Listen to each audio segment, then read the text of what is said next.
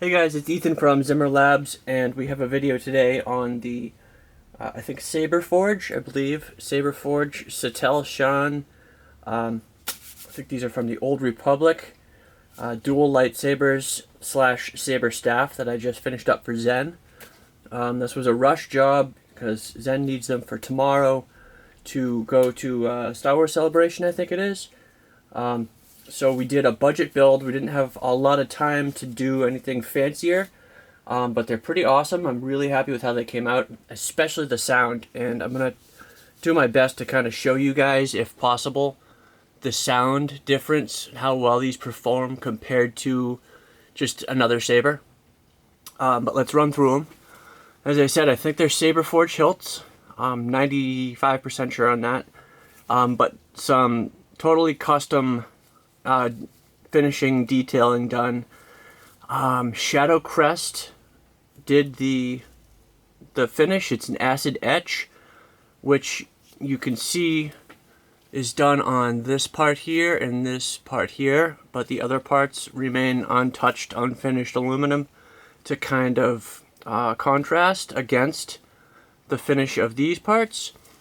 And then of course the real masterpiece of the finish is this acid etch down here with the pattern, and did a really nice job. If you look at both pieces side by side, they are absolutely spot on. Same exact pattern, same spacing and location, same finish, same depth, same color. Really just a very consistent, uniform job throughout, which is very important. If it's just one hilt, then whatever, but if you got two hilts that form a staff, they have to look the same, or else it doesn't look okay. The only thing I would personally do to these to finish them up some more would be to polish the other pieces of the hilts a bit so that they have the same finish as the etched portions here, or the non-etched portions, because they have a nice weathered but polished shine to them. And then these parts are matte, so they kind of offset, but at the end of the day the sabers look great. They look weathered but not too beat up. Like they've been around the block, seen a little action, but not abused. But I do think that with a polish to just the unetched parts, to shine them up to match this bit, like the cover tech knobs and such, I think these will really pop. But we didn't have time to get to that, so in the short amount of time we had, what we did was installed Proffieboards, chassis, Neopixel blades, made a couple of Neopixel blade plugs, and did removable 18650 batteries to power them. Let's turn these guys on so you guys can see. The first main addition here that I did to this is these kill keys, which are a really nice match to the finish. That was something I wanted to get right, because kind of, what's kind of the most important part about these sabers is the overall finish and look, the aesthetic. So you don't want anything to really stand out as not fitting, and so these blade plugs, kill keys, sorry, they look great, they fit the part. You can either just pull them out, and then you see access to your recharge port there, or you can twist them. They have cutouts so that they're twist activated, so that way you can leave them in, which is nice, because then you don't have to worry about losing them. And they look good, and they're not really going to get in the way. You're going to hold it up here, so most likely you're not going to bump it and trigger a restart and shut off your lightsaber right in the middle of something, but it's something to keep in mind. And if that's going to happen, you can just pull them out. But they shouldn't get in the way. Then we did a main power button here. These hilts came already pre-drilled with 12mm holes. Otherwise I would have done a different main activation button than what I did here, but since there was already a pre-drilled and pre-inset hole, kind of was forced to go with what I had. For the auxiliary button, I hid that in here in this little decorative side element. right there.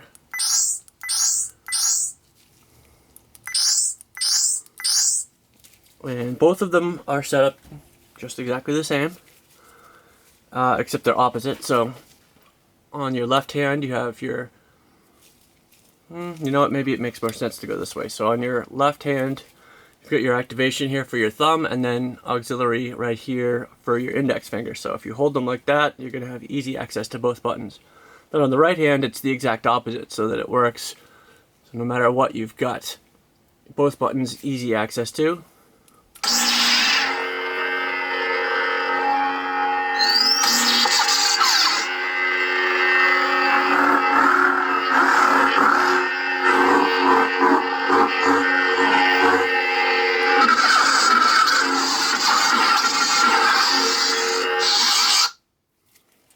So as you can see, the programming and the sound fonts are identical so that they match when you fire them both up. They shut off, they start, they sound great, and they match. What I really like a lot about this hilt is the blade plug that it comes with. It's really simple, but it's incredibly well machined, or at least nicely machined and really well finished.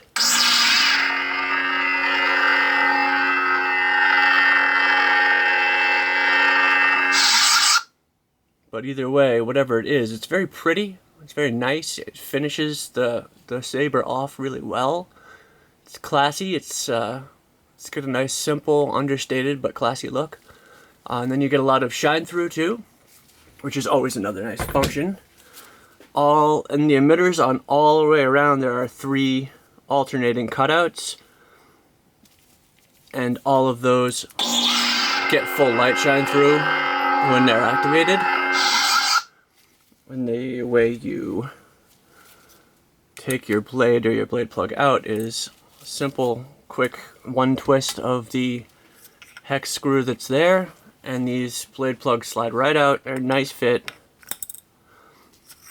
And inside we have spring-loaded TCSS blade connectors.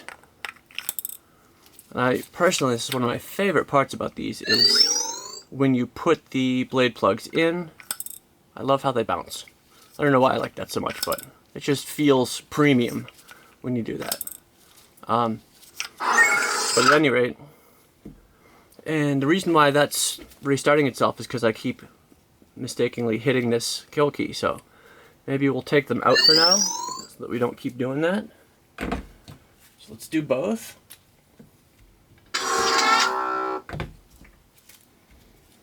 For the blades, I did 7/8 inch blades with 2.5 inch long 1 inch adapters. Those adapters are just long enough to fit inside the emitter so you won't see them, but wide enough to have a nice snug fit inside the emitter. Quick twist of the hex set screw to lock the blade in.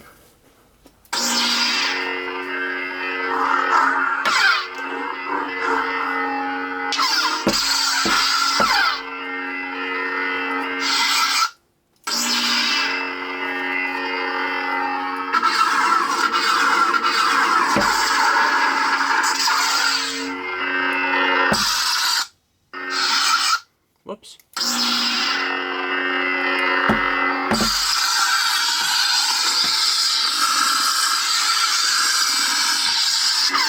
There's a blade drag and a blade lockup. The blaster block.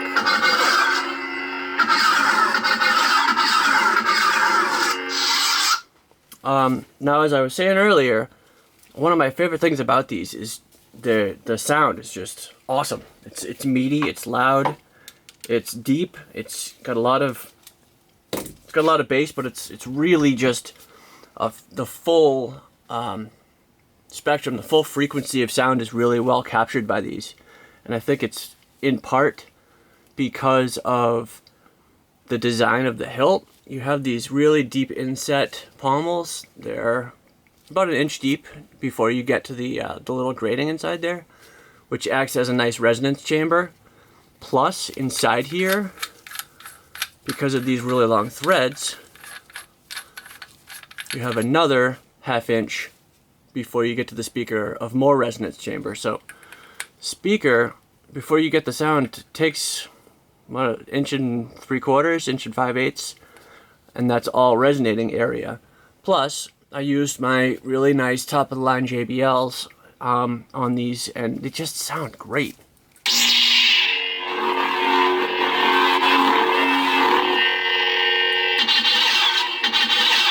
Really deep, throaty sound, but sound even better with the pommels on.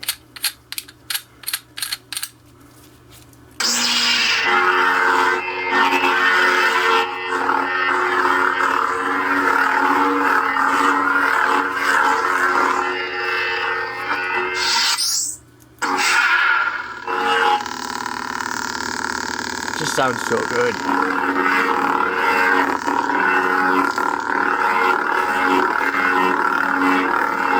I don't know if you guys can really pick this up, but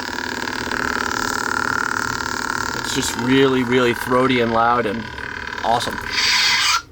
Now, in comparison, here is a Watto's Junkyard Tuscan Slayer. This sounds just fine in person. It's not the most obvious and loud lightsaber because of how thin it is and how little resonance room there is. If you pull the pommel off this guy in comparison,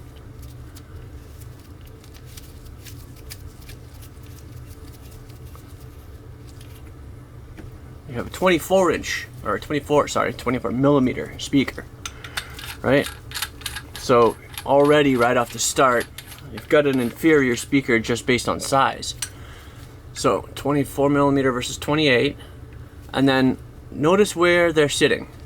This guy is actually sticking up 1/4 inch, whereas this guy is inset 5/8 inch. That's resonance room. That's a speaker box, basically. This guy, no speaker box, and in fact, it's not even filling up the space completely. There's a little bit of area around here. So inherently, just by its nature and by the setup, by the design, and by the size, this isn't going to sound as good as this. And it's immediately obvious as soon as you turn them on that it doesn't. It's not as loud, it's not as bassy, it doesn't hit the same frequencies that the Satele sabers do. And it's one thing that you really want to focus on when you're building a lightsaber, is to get the sound right. And sometimes you don't have a choice in what your finished product sounds like. Like with this guy, you can only do what you can do.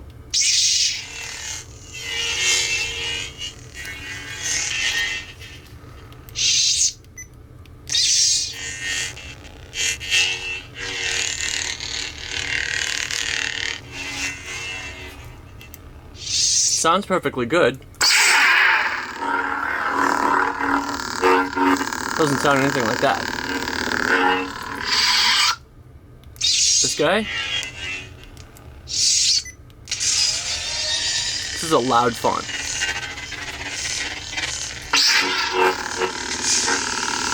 Can't even hear this guy anymore.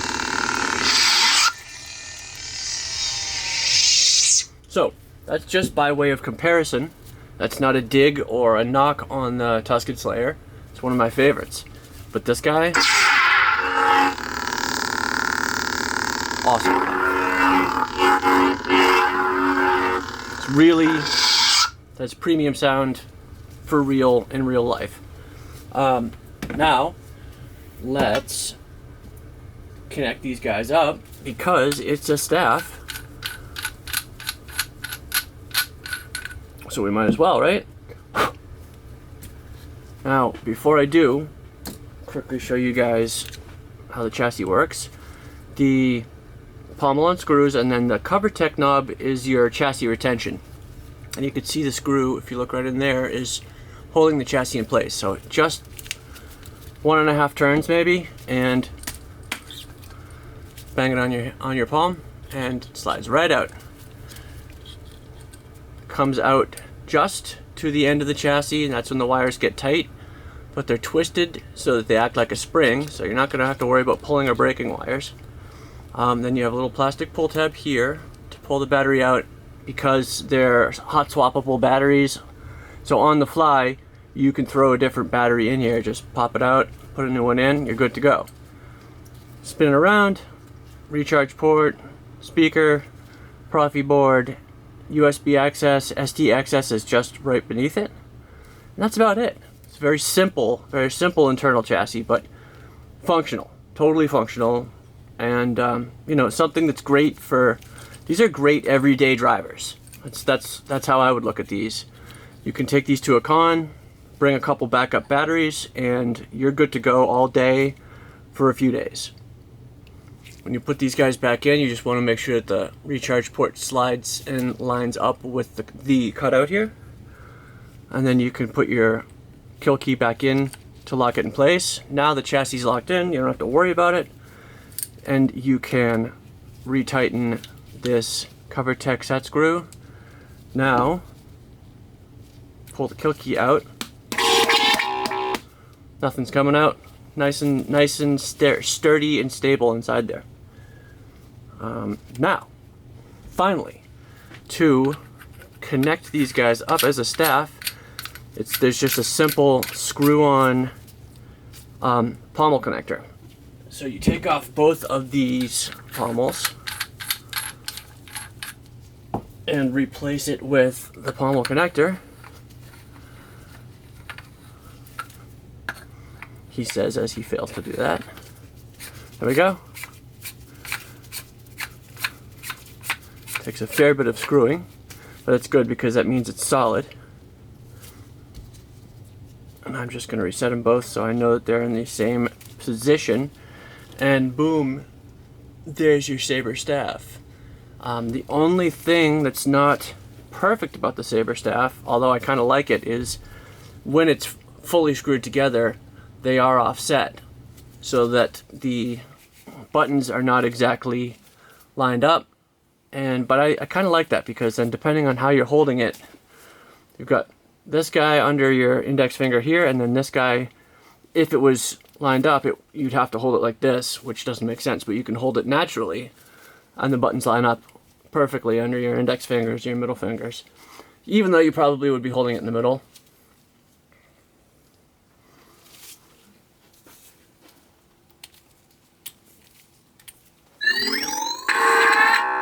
Now, finally, probably the most important bit.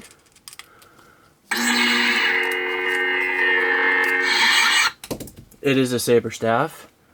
It is Neopixel. It is 8 feet long. And what is the point of having a 8-foot long Neopixel Saber staff if not to connect it, put the blades in, turn it on, and just, I don't know, marvel in the ridiculousness that is 8 feet of lightsaber. So, blades are in, blades are secured. I just barely have enough room to even do this, but boom.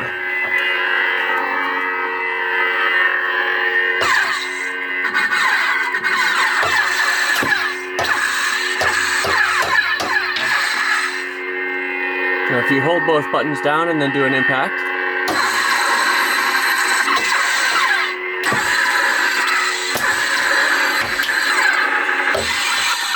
oops.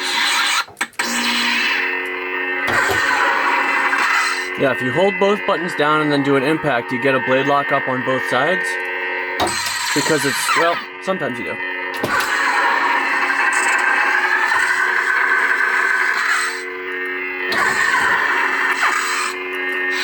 Yeah, generally it's sensitive enough for both sides to react to an impact on one side, which is nice because that way you don't have to worry about having to impact both sides, both blades, while holding both buttons to get a full blade lockup.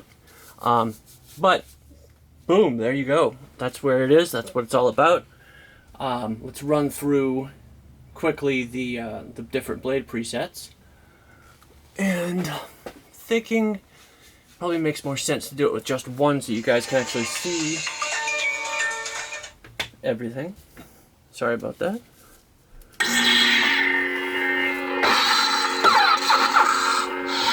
So here's your opener. Blade 2, nice cyan. Blade 3 is a... Maybe that's cyan, and the second one was sky blue. Purple. Green. Whoops.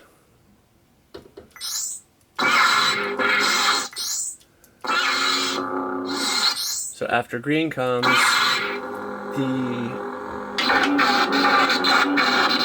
this looks like the cyan and white audio flicker blade with RGB. Standard blue blade. Nice bright red. This is purple blue audio flicker with yellow clash. This is a slow ignition blue with white spark tip. Blue fire blade. Regular fire blade. This is a white to blue drawn blade.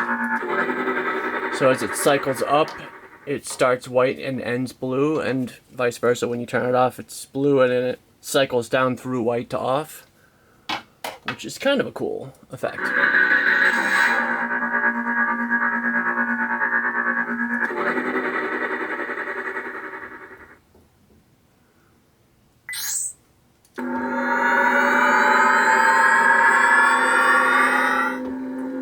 Next up, another rendition of the cycle blade. It goes white to green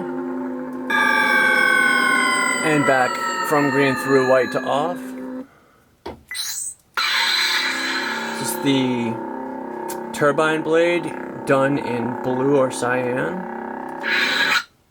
which is a really fast color cycle. And it also starts in yellow and goes through white into the cyan color.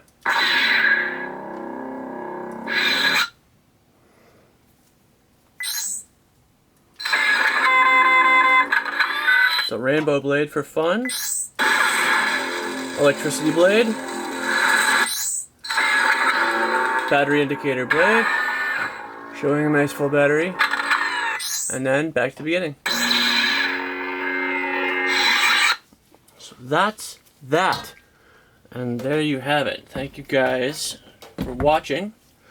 Zen, I'm going to get this packed up and in the mail overnighted right now, so you'll have it for noon tomorrow. Probably you'll have it before you see this video, but maybe not. Either way, thanks for watching, and stay tuned, because the next video coming up will be this Night Brother staff, because if we're doing videos on staffs, we might as well just do videos on staffs. And as always, thank you for watching.